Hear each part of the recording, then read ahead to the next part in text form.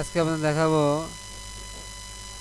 Realme 9i সাবলজিকের সমস্যার সমাধান। আমরা যদি চার্জার পোর্টের প্রিন্ট উঠে যায় বা লাইন মিসিং থাকে, আমরা কিভাবে লাইনটি জাম্পার করব।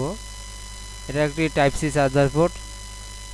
আমাদের এখানে 16টা প্রিন্ট আছে। এখানে 16টা প্রিন্টের আমাদের 6টা প্রিন্ট হচ্ছে গ্রাউন্ড, এই সাদা কালারের এটা হচ্ছে গ্রাউন্ড, আর আমাদের রেড কালার এটা হচ্ছে লাল, লাল কালার এটা হচ্ছে পজিটিভ লাইন।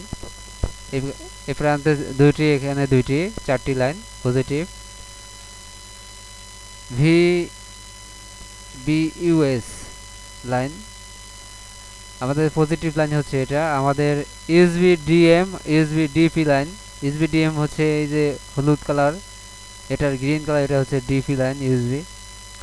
আর আমাদের এই যে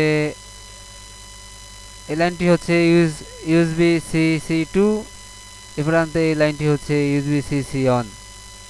আমাদের এই লাইনটি জাম্পার করার জন্য আমরা সাবলজিকের কানেক্টরে যাব।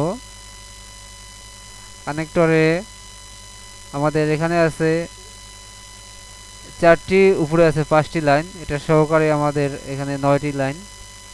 এই 9টি লাইনে হচ্ছে আমাদের পজিটিভ লাইন। তারপর আমাদের ইউএসবি ডিএম লাইন হচ্ছে